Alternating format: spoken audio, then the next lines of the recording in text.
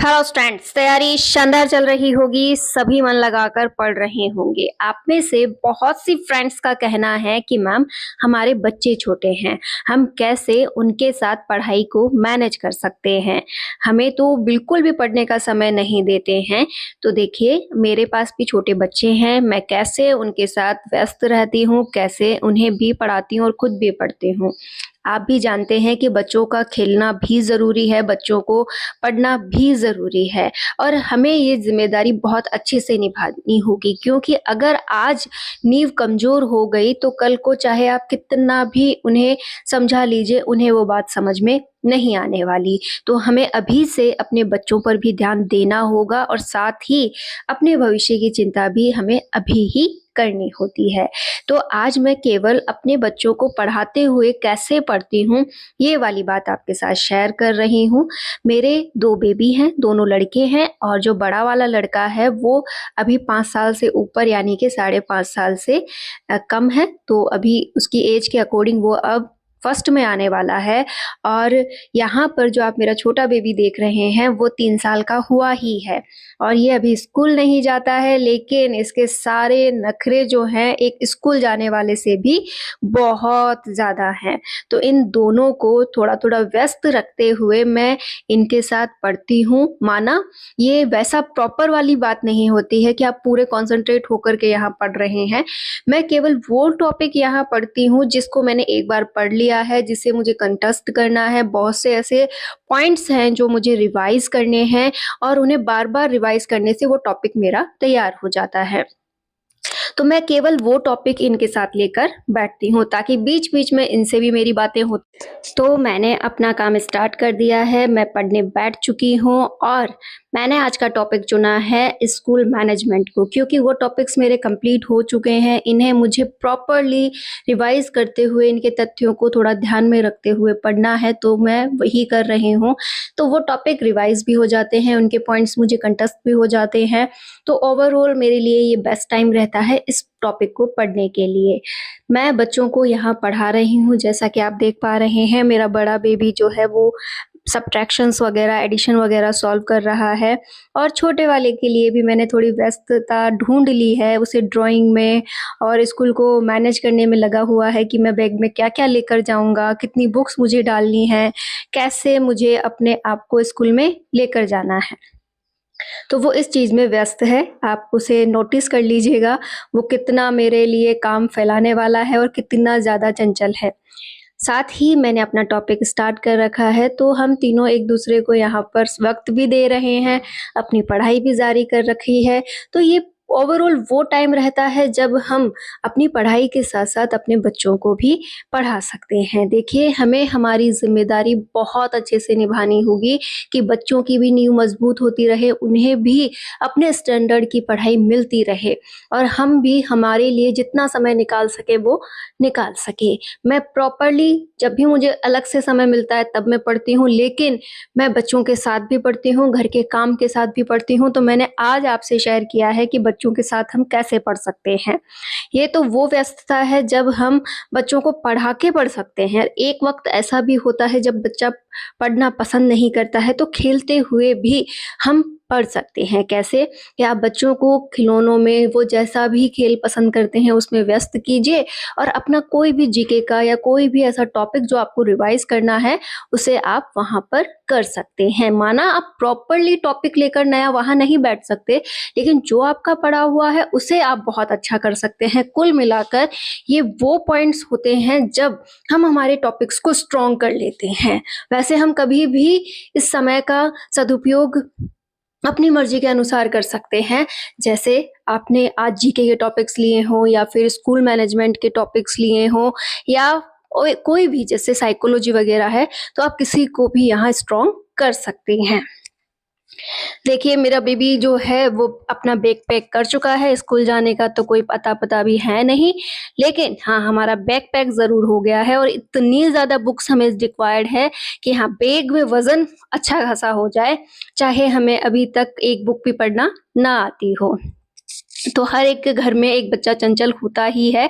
तो मेरे भी छोटा वाला बेबी जो है वो थोड़ा चंचल है। बड़े वाले को आप कह सकते हैं कि ये थोड़ा-सा समझदार है, ये मेरी बात को जल्दी एक्सेप्ट करता है, कोई भी नानक-कुरी इसकी नहीं होती है। लेकिन भाई छोटे वाले पे तो आप कहें उतना ही ज़्यादा ये अलग बात करता है, और इस हर बात का इसके लिए कोई ना कोई नया बहाना इसके पास होता ही होता है। तो आपके घर में भी शायद इसी प्रकार की नौटंकी होती हो कि 2 बच्चे हैं तो एक चंचल होगा ही होगा, और वो आपका थोड़ा ज़्यादा ध्यान अट्रैक्ट भी करता होगा कि हाँ भाई, मुझे एक्स्ट्रा समय चाहिए, चाहे आप कुछ करो ना करो। तो कुछ इसी प्रकार से मैं इन दोनों को पढ़ाते हुए अपनी तैयारी जारी रख रही हूँ। आज का ये टॉपिक मैं पूरा करते हुए इनका भी अच्छा खासा करवा लूँगी।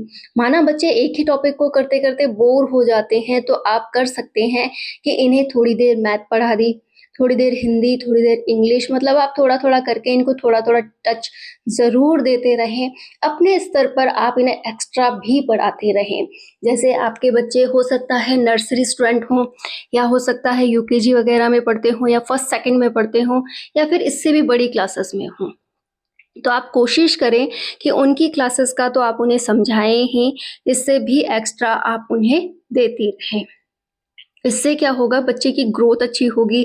उन्हें ये एक्स्ट्रा पढ़ने को मिलना ही उनकी ग्रोथ को अच्छा करता है, कि उनमें कॉन्फिडेंस आता है कि चलो भाई, मुझे इस टॉपिक के बारे में पता है, मैं इसे कर सकती हूँ या कर सकता हूँ, तो वो एक अलग ही लेवल फ़ील करते हैं। यहाँ पर जैसे मैं अपने छोटे बेबी की बात करूँ तो मैंने इसको ज़्यादा वैसे तो कुछ नहीं पढ़ाया, लेकिन हाँ, इसे पूरा एबीसीडी के बारे में नॉलेज है, काउंटिंग ये थोड़ी बहुत अच्छी खासी बोल लेता है, लिखने में अभी पीछे है, लेकिन मैंने इसे भी अभी से तैयार करना स्टार्ट कर दिया है, और धीरे-धीरे ये भी पूरी तरह से स्कूल जाने लायक हो रहा है। तो इस सेशन में मैं इसे भी स्कूल डाल दूँगी, वैसे भी 3 साल के बाद बच्चों को डालना चाहिए, तो मैं इसे भी जो छोटे बच्चों की स्कूल होती है उसमें भेजने वाली हूँ। तो आपने भी, यदि आपके बच्चे 3 साल के हो गए हैं, तो आप भी ज़रूर उन्हें स्कूल जाने के लिए प्रोत्साहित करें, उन्हें स्कूल भेजें, ताकि वो अपनी एक नई जर्नी टाइम पे स्टार्ट कर सकें। बस ये ध्यान रखिएगा, उन्हें पूरा फ्रीडम दीजिएगा, उन्हें अपने अनुसार सीखने दीजिएगा। ऐसा नहीं कि एकाएक आप उन पर सब कुछ सीखने का बर्डन तैयार कर दें। बच्चों की एक उम्र होती है जब वो धीरे-धीरे सीखते हैं, तो उन्हें खेलने में भी व्यस्त रखिए, साथ ही साथ उनके स्टैंडर्ड के अकॉर्डिंग उन्हें पढ़ाना भी जारी रखिए। हमें दोनों को मैनेज करना होता है। एक और बात मैं आपसे कहना चाहूँगी, यदि आप अपने बच्चों को फ़ोन देती हैं या फिर आप टीवी वग़ैरह ज़्यादा दिखाती हैं, तो उस पे भी कंट्रोल ज़रूर करें। आपके घर में बच्चे खेलेंगे तो काम, अगर आपको लगता है काम फैलाते हैं, होता है कई बार, कई महिलाओं के साथ ये प्रॉब्लम है, कई क्या अधिकतर महिलाओं के साथ ये प्रॉब्लम है कि बच्चे जब खेलते हैं तो घर में बहुत अधिक खिलौने फैला देते हैं, घर का सामान इधर-उधर कर देते हैं। इसमें हमारा बहुत समय जाता है, बहुत एनर्जी वेस्ट होती है, हमारे बस का नहीं है। हम बच्चों को इतना ज़्यादा फ्रीडम नहीं देते, हम ज़्यादा से ज़्यादा उन्हें बाहर खेलने देते हैं। अगर वो बाहर से बोर होकर अंदर आते हैं तो हम उन्हें फ़ोन या टीवी चलाकर दे देते हैं, ताकि वो एक जगह बैठ जाएँ और हम भी निश्चित और वो भी निश्चिंत। लेकिन ऐसा कुछ नहीं होता है। अगर आप ऐसा कुछ कर रही हैं तो बच्चों का भविष्य आप बिगाड़ रही हैं, क्योंकि उन्हें एक वो वक़्त चाहिए जब वो नया सीखें, और वो कब सीखेंगे, जब आप उन्हें एक्टिव रहने देंगी, कुछ अच्छा करने देंगी। आपने तो उन्हें एकाएक बस एक जड़ बना दिया कि हाँ, बैठ जाओ और ये फ़ोन में देखते रहो। तो फ़ोन में देखकर उनका केवल और केवल, आप ये मान सकते हैं कि आलस का विकास हो रहा है, बाकी किसी भी प्रकार का विकास उनमें नहीं हो रहा है। बच्चों को हमारा प्यार भी चाहिए, हमारा अटेंशन भी चाहिए। आप अगर उन्हें कुछ नया सिखाना चाहती हैं तो उनके साथ आपको बैठना ही पड़ेगा।